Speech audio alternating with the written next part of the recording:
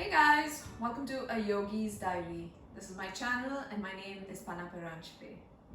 Today's diary entry is the third session of our three-part series of Yoga for an Absolute Beginner.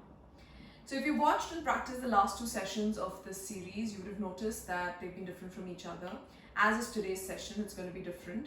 And the reason is that I'm trying to introduce you to the various aspects of yoga, trying to touch upon different movements, the very basic postures that you can practice, and give you a general taste of what to expect when you actually do a complete yoga session. So if you're ready, let's begin with today's session. As usual, we will start by coming into a comfortable cross-legged position, and we're going to initiate our practice by chanting Om. So just gently close your eyes. Keep your back straight, shoulders roll back. Just take a couple of breaths before we chant the mantra.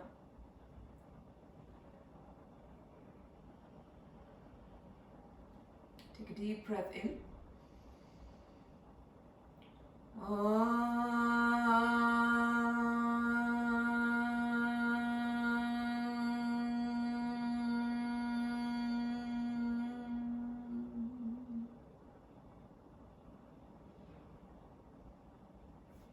Slowly, or you can open your eyes.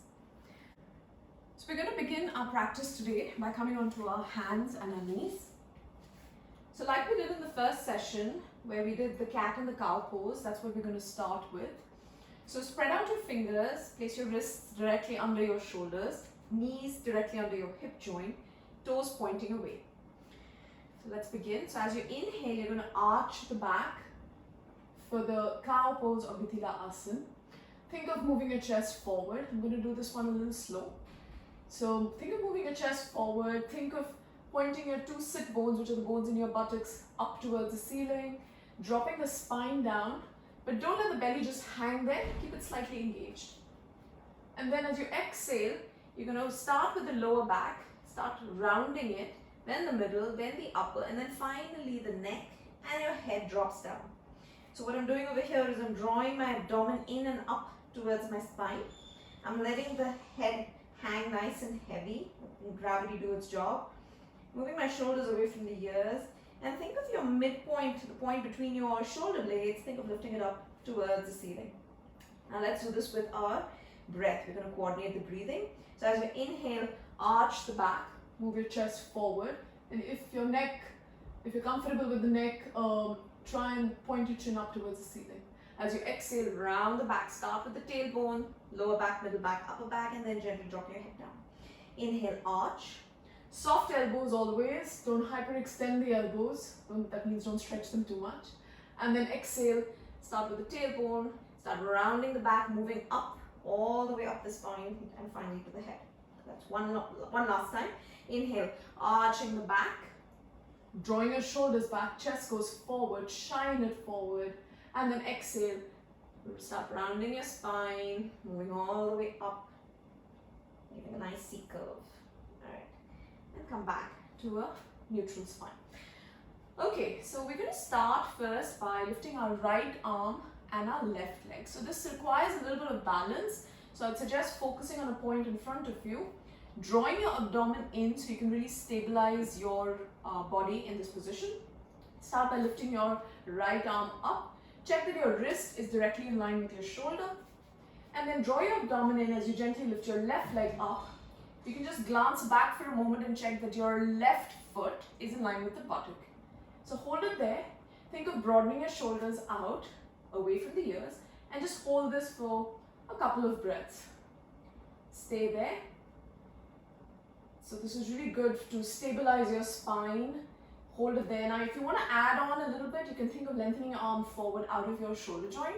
Think of lengthening your leg back out of your hip joint. And exhale, bring both down together. Let's do the opposite side. As you inhale, lift your left arm up first. Check that your wrist and shoulder are in one line. Soften the other elbow, which is on the mat over here for the arm. And then lift your right leg up. Just glance back for a moment and check that your right foot is in line with the right buttock. Draw the abdomen in and try not to sink down towards the mat, but really lift up. So push away from the mat. Hold it there. Breathe. Think of lengthening your arm forward. Think of lengthening your leg back, drawing your abdomen in. Hold it there. Remember, deep breaths. Always allow the body to relax in a position. And slowly bring your hand and your knee down. Now we're going to do a very gentle twist. So keeping your right hand down on the mat. Remember, the fingers should be nice and spread out. Lift your left arm as high up as you can. So imagine you're painting a circular wall, taking your arm, opening up your left wing and looking up at your left hand. So the further back you move your left shoulder, the more your chest will open up. You can turn your head and look up at your hand, but if this isn't too comfortable for you, you can just look forward. So you can adjust your head position according to how you're feeling. Hold it there. Breathe. Focus on moving the arm back a little bit more. Remember to push away from the mat, don't sink down. And exhale, slowly bring your hand back under your left shoulder. Let's do the opposite side. So as you inhale, take a deep breath and lift your right arm up. Make a nice big circle, reaching the arm up towards the ceiling. Fingers open, turn the head and look at your right hand. Think of moving your right shoulder, opening it up, opening your chest. And breathe.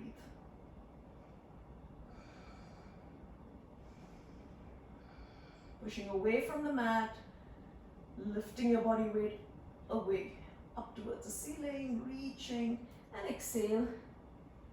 Bring your hand back down. Okay, so from here we're going to go into a high plank position, or as it's called, Phalakasana. So this is really good to help strengthen your core. I'm going to do this today and we're just going to hold this position for 5 counts, maybe a couple of breaths. So again, you come into this position, take one leg back first. So let's take the right leg back, you come onto your toes. And then strong arms, broad shoulders, take your left leg back. Notice your wrist is under your shoulders, you're high up on your toes. So what you need to watch out for over here is don't let the hips go down, don't let the hips go up. So if you've already held this position, you can come down back again on your knees, or you can stay with me for 5, 4, broad shoulders, 3, abdomen in, 2, long neck, 1, and bring your knees down. I'm going to do this just one more time. So if you feel you're ready to do it with me, let's do it. So take your one leg back on your toes, take the other leg back, and lift up. Draw your abdomen in. Remember how I mentioned pulling your navel in when you're trying to wear a tight pair of jeans and shutting the button. And when it doesn't shut, we pull it in. So hold. Couple more counts. 1, and exhale. Bend the knees. Relax back in the child's pose or Balasana. A very relaxing position. Forehead comes down. You can take your arms back all the way. Let's take a couple of breaths over here. If your head doesn't touch the mat, remember you can always stack one fist on top of the other and then bring your forehead down. Alright, and then walk yourself forward and come onto your abdomen for a couple of backward bending asanas. So we're going to start with something called the Sphinx pose or Sphinxasana. There's no Sanskrit name for it. It's Sphinxasana. So what you're going to do over there is, in this position, is you're going to spread out your fingers again, press your palms into the mat. Check that your elbow comes directly under your shoulder. And then sit up nice and tall. So I'm visualizing a hook on the top of my head which is lifting me up. But that doesn't mean that my elbow is going to go off the mat. I'm still pressing it down, but I'm lifting up. So nice tall spine. If this puts too much pressure on your lower back, feel free to open your feet up.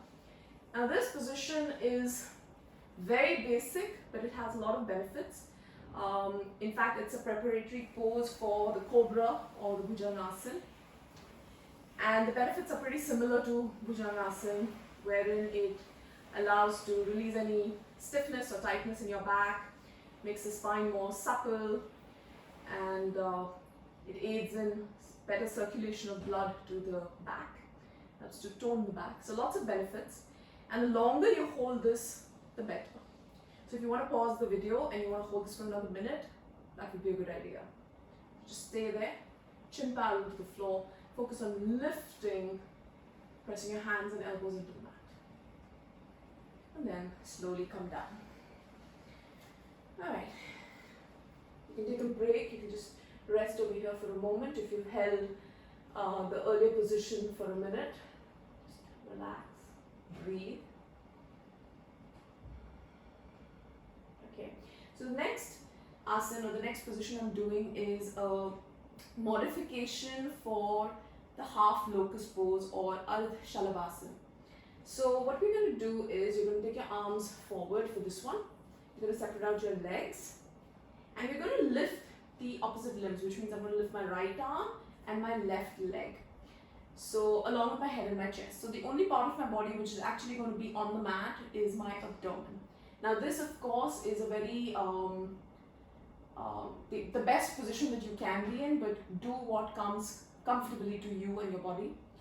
Remember, respect your body and take care of it. Don't injure yourself. So forehead is on the mat. You're going to take a deep breath. Check that your feet are open. Inhale, start by lifting your arm up. Lift your head and your chest up. So when you lift your arm, just check that the wrist is higher than your shoulder, ideally. And then draw your left leg, lengthen it out and then lift it up. Enough that definitely your left knee is off the mat and your left thigh is off the mat. So if your thigh is not going off the mat, it's fine. Lift as high as you can. Your toes are pointing away, but they're not stretched. Now the common mistake in this position is that people tend to start tilting and putting their weight on their left hand. So if you want, you can just make sure that there's no weight on this left hand. Chin is up. Exhale, bring everything down. Take a breath. And then let's start with the opposite side. So as you inhale, lift your left arm up, head up, chest up. Check that your wrist is higher than your shoulder. Don't put too much weight on your right hand. Lift your right leg, hold it there. Lengthen the right leg back, lengthen your left arm forward. Breathe. And then slowly come right down. Take a breath or two. Place your hands under your shoulders, tuck your toes, and lift yourself up to go back and relax in the child's pose. Now this time just keep your arms in the front, so it's called an extended child's pose simply because your arms are in the front. And what you can do is come onto your fingertips. So just to give a little stretch to your shoulders and your arms. Imagine you're walking your fingers forward, you're trying to stretch your arms way ahead. So just stay in this position, breathe. So you're high up on your fingertips. And then slowly come back onto your hands and knees. So this next position that I'm going to do is called the downward facing dog, an extremely popular pose in most classes because it's an inverted posture where your head is lower than your heart, and it's a favorite amongst most yoga instructors, yoga teachers. It's called Adho, Mukha, Svanasana in Sanskrit. It has a lot of benefits, but one of the most important benefits that you need to remember is that it helps to extend your spine. So I like to teach this by first coming into your plank position and then going into that position. It's more like an inverted V, simply because when you're in the plank position, your alignment for your arms and your legs, or where your hands and feet should be in the downward facing dog, will be correct. So let's start with this. So what you're going to do is come into your plank position, which we just practiced earlier, Phalakasana. Here. So notice where my hands are, directly under my shoulders. I'm high up on my toes. Alright, so my heels are in line with my toes. And then from here, you're going to lift your hips up and bring your head down towards the mat. Open your feet up a bit, as much as your hips. And now don't move your hands and feet forward or back. Just keep them exactly where they are. So since we're doing this for the first time, most of us tend to be a little stiff in our lower back or in our hamstrings. So what you can do is just pedal out your feet over here, bending one knee at a time. When you bend one knee, lower the opposite heel towards the mat. So what this does is it just stretches out your hamstring, which is the muscle right here behind the leg. And it also just releases any stiffness that there might be in your lower back. Try and lower your head as close to the mat as you can. Not necessary to bring the heels to touch the mat. That's not a requirement of this pose. If it happens, great. If it doesn't, don't worry. And then once you're done with this, you can just come into a very still position. Now notice what your shoulders are doing. See if you can move them away from the ears. If you're getting tired, you can just bend your knees and come down and join me back again over here for a couple more moments. And then once you're done over here, bend the knees and let's relax back in the child's pose. I'm going to come into that position one last time.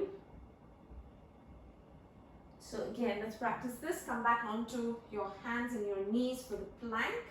Go into the downward facing dog and stay there. So we're going to stay very still over here, moving your shoulders away from the ears. And then think of drawing your abdomen in. Remember, it's about lengthening your spine. So you don't want to round your spine up this way, but really draw the abdomen in, lift the hips up towards the ceiling. Hold it there. Now look forward at the frontage of your mat and with tiny steps start walking your feet forward to bring your feet somewhere between both your hands. So take your time, no hurry. Slowly walk them forward, tiny steps, and then just hang there. You can bend your knees if you like. Relax your head completely, nice and loose. So if your back seems very stiff, you can bend your knees, that just helps. Maybe your hamstrings are tight, so again, bending the knees will help. So I'm not holding on to anything over here, my hands are just there, loose. No need to hold on to any part of your leg. Just stay in this position, relax your head nicely. Keeping the knees slightly bent. And then just dangle your arms loosely in front of you. Maybe nod your head to a yes, bringing your chin to the chest and away 2 to 3 times. And then move it from side to side to a no, bringing your chin over one shoulder, dragging the chin along your chest, bringing it over to the other shoulder. So let's do this a couple of times more. Bring it back to the center. Now keeping your knees bent, just like about 5% of a bend, start stacking one vertebra on top of the other. So keeping your head and arms down the way they were, they remain exactly that way. I'm just stacking up one vertebra on top of the other, starting with my lower back, very, very slowly. Then the middle back. Think of a string of pearls where you're stacking one pearl on top of the other. Then the upper back. And I slowly roll my shoulders back as my chest lifts up, and then I lift my head up and come into a complete standing position. Okay, so the next movement that I'm going to be doing is a twist. And what I'm doing over here is I'm going to spread out my feet a little wider than my hips, and I'm going to take my right hand and place it on my left shoulder. I'm going to take my left arm, wrap it around my back, ideally wrapping the hand around the waist. If this doesn't happen for whatever reason, it's perfectly fine to just keep your hand at the back. So we're going to do this, and once you've done this, you're going to look behind you over your left shoulder. So the shoulder where your hand is placed, that's where you're going to look over.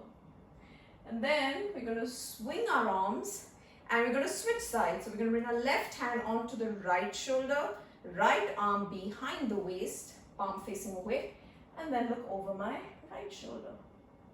So we're going to do this now with a little speed and the breath. We're going to coordinate it. And let's do this about 3 times. Ready? So swing the arms, inhale. Swing the arms, exhale. Inhale. Exhale. Through the nose. Inhale. Exhale. And release. So just to get a little twisting into our practice today. That's what we did. Now the next position that I'm going to do, and this is the last one I'm doing, is called the tree pose or Vrksasana. Now the tree pose is a balancing posture, and like I mentioned earlier, there are 3 things that really help to hold a balancing posture and hold it long and hold it well. Those 3 things are: the first, always find a point that you can gaze on. What that does is it settles your mind in terms of if you're having a lot of thoughts or your mind is elsewhere. When you focus on a point, you're kind of focusing your energies on that point, so it stills your mind in a certain way. The second thing, when you do come into the posture, whichever posture, a balancing posture, draw your abdomen in. Doing that gives you more support and you can hold your posture longer and better. And the last thing to remember when you're doing a balancing posture is to breathe. So the more even your breath, the more slow your breath, the body thinks everything is fine, and it also tends to relax. So your muscles start to relax, your joints start to relax, and your body kind of gets used to that position, or practicing that position gets your body to get comfortable in that position. So those are the three things to always remember in a balancing posture. So the balancing posture we're doing today is called the tree, like I said. So we're going to bring our weight onto our left foot. Find that one point that you're going to focus on. Lift your right foot and bring it on the inner thigh. Now, ideally, the heel should be as close and up towards the perineum, the sole of the foot towards the inside of your thigh, this knee back. So a very common mistake is that the knee comes forward. Now, many times when I'm teaching, I've noticed in a class that people's foot will keep sliding, and the reason could be the fabric or just that it's too high up to place your foot. So what you can do in that case is to bring your foot onto your calf muscle, or even on the mat in this position. So you choose what feels comfortable for you today. I'm going to keep it over here. The next thing you're going to do is bring your hands in front of you. Now I'm telling you this, how to get into this position stepwise. Stop at the step where you feel you're losing your balance and focus on just working there. Remember, keep the ego aside. You will get to the final position, just need to practice. Palms together, shoulders down, hold it there. Remember to draw your abdomen in, hold it, remember to breathe. Now if this is where you want to stop today, that's perfectly fine, hold it as long as you can. If you want to challenge yourself and come into the actual final position of Vrksasana, you can start taking your arms up, keeping the hands together. Don't cross your thumbs. See if you can close your ears with your arms. So you're really stretching those arms up, drawing your abdomen in, and breathe.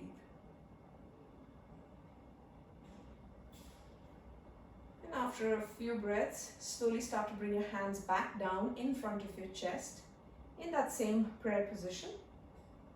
Release the arms to the side of your body and then slide that foot down. Let's do the opposite side. So you might initially start feeling a bit of pain over here in your ankle, your Achilles tendon. That's very normal because your body weight is coming onto one foot, one leg. So now we're going to do the opposite side, bringing your weight onto your right foot. Find your point that you're going to keep your gaze on. Bring your left foot on whichever part of the right leg you feel is comfortable. Remember to move this knee back so your hips are square. And then as you draw your abdomen in, bring your hands into a prayer position in front of your chest, in front of your heart. Relax your shoulders down. Notice my elbows are pointing to the floor below, not to the side. And then when you feel comfortable, if you feel comfortable and you want to go a little ahead, you can always take your arms up. Think of covering your ears with your arms or your biceps. Draw that abdomen in and don't forget to breathe.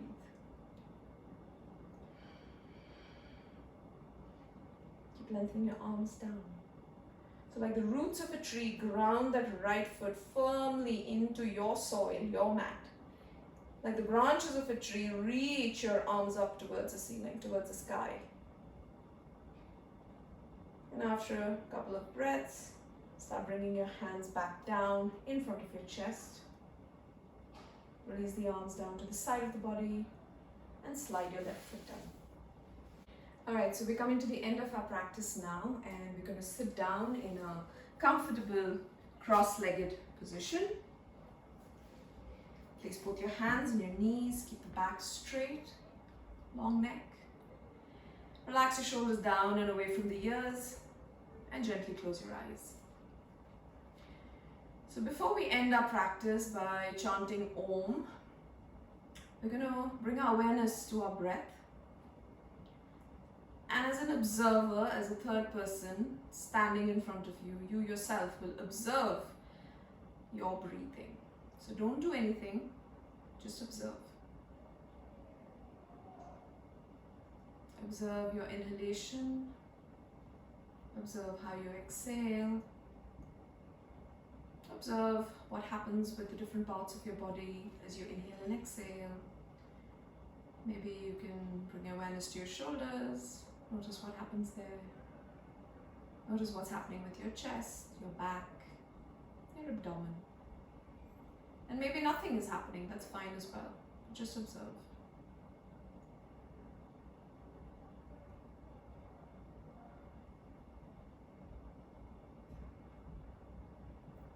And now focus on taking a long, deep breath. So as you inhale, feel the breath, the back of the throat entering your lungs, filling your chest up, expanding the chest, settling down towards the abdomen. As you exhale, feel the chest collapsing, relaxing, feel the breath leave the nostrils. So inhale a long, deep breath yet again, and exhale. Inhale deeply and bring your awareness to your chest now. And notice how when you inhale, the rib cage, which goes all around your body, expands forward. The ribs push back into the skin of your back and stretch the back out there. And they also stretch out on the sides, the right and the left, in the direction of both your arms. So feel that entire expansion of your rib cage every time you inhale. And then notice how it all comes together as you exhale.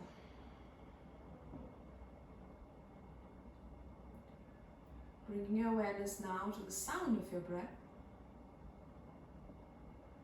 And if there's no sound, then make a sound very consciously, inhaling and exhaling, staying with the sound, forming a rhythm with the sound, forming a rhythm with your breath.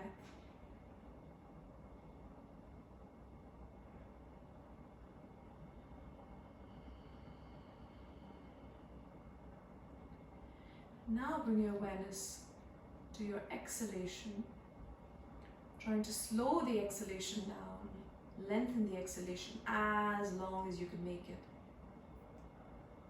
Spreading out the exhalation right till the end, very, very slowly. So at no point do you need to hold your breath. Breathing it out right till the end, spreading it out evenly. So that requires a certain amount of control.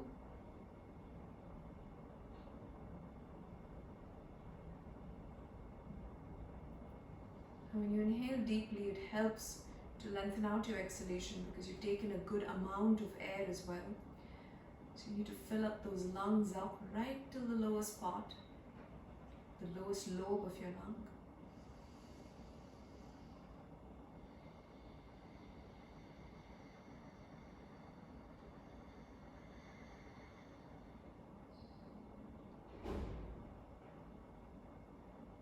And now preparing to chant Om.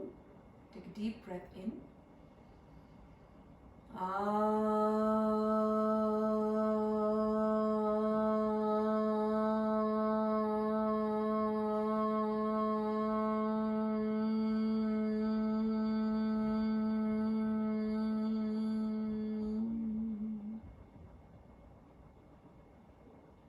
Om Shanti Shanti Shanti.